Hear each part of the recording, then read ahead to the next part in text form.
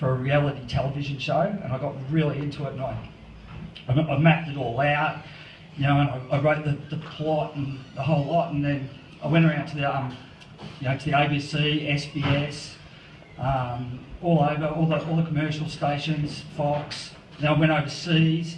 I hunted, like I stalked Simon Cowell, you know, from the X Factor. I stalked him for a bit.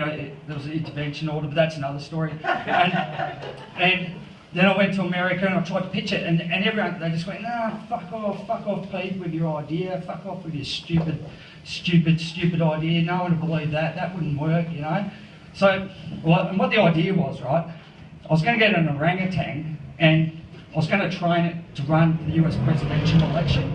I know, it was a fucking brilliant idea. Like, so imagine my shock and my surprise when 18 months ago I wake up, I turn the TV on, and someone's stolen my idea.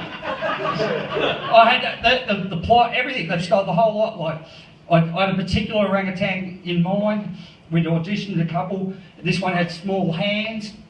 And what he was going to do, he was going to lift up most of the American, like half of the American population, by their lady bits, because I don't want to use vagina, and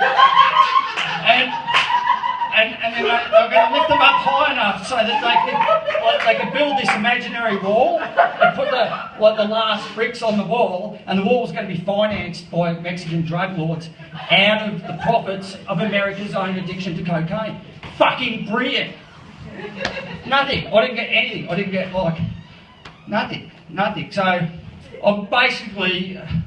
I'm stuck in carpentry, you know. I'm the most persecuted carpenter since Jesus Christ. Like, he was the last one trying to get into entertainment, into public speaking. Look what happened.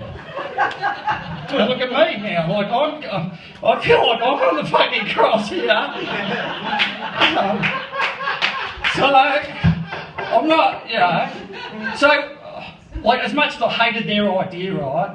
And what the thing about their idea was, you know, they did it all wrong. That's the thing that hurts me the most. Like, I wrote the whole thing out, but in my version, he wasn't going to win. Like, no one's going to believe that. Like, an orangutan's going to win.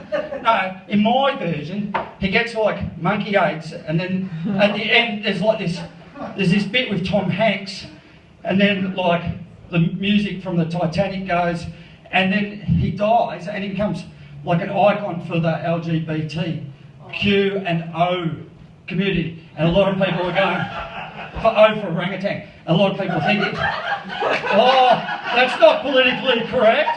It doesn't matter, because I've got like a direct line to Joy FM. And so I checked that with them, and they went, fucking good joke, Pete. Go for it, it's fucking funny. So, I'm not, you know, so the thing about the election, you know, as much as I hated it, right? I hated it because they stole my idea. I became addicted to it. It was like the American election was my personal heroin. You know, like every day I have to get up and look at it. You know, I look at it, especially like Fox. I couldn't help it. I had to, you know, Fox News on Foxtel. Everyone's got Foxtel here? No, see, because Foxtel's expensive, right? And I have noticed in the world of stand-up comedy, employment and comedy don't necessarily go hand in hand.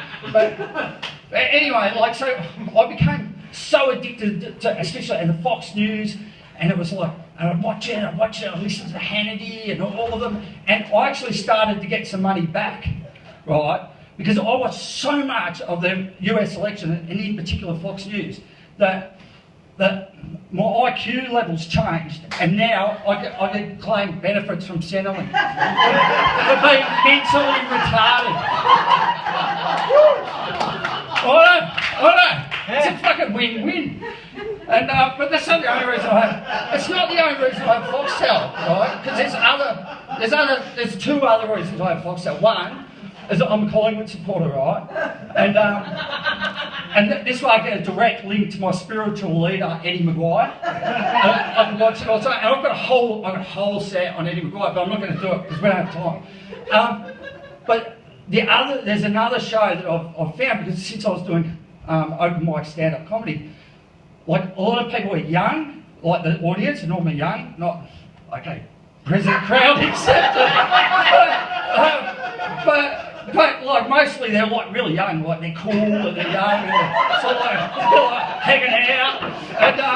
And so I thought I need material that's going to relate to these young people, you know. And so I thought about going hanging out with them, and I thought that seemed pretty fucking weird. I'd turn up like people go, "Is that guy at the end of the table the old guy?" And I'm like, yeah. Plus I like to go to bed at 8:30, right? So I got on Foxtel. I thought, you know, there must be some young people on Foxtel, you know. So I'm looking at it. I'm surfing, you know, like, and I came across this show, and that's changed my life as well as the election. So I switched between the two. It's like one's ice, one's heroin, and the show's called Geordie Shore. Has anyone seen it? Yes. So I said, you haven't seen it here? No, you said, okay. Well, I'll explain what it is. Have you seen Big Brother? Have you ever seen Big Brother? You know, well, Geordie Shore, it's like Big Brother, but no one ever gets out, right? And what they do, like they hang around all day and they preen and they put like fake tan on, they do the hair and they bleach their assholes and stuff like that. And like the guys do, I don't know, the girls, I don't know, like I've seen one, they eat cake and one of them's talked about her vagina.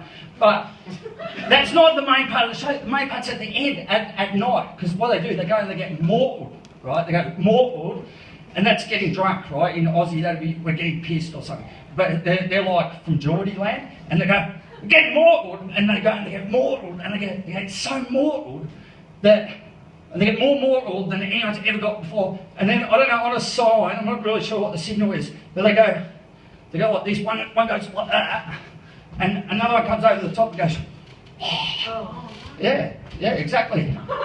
Yeah, right. I know, and they vomit like that, and that's it. You've seen it. Right. You have. Are you from, where are you from? No, I'm not from anywhere. Yeah.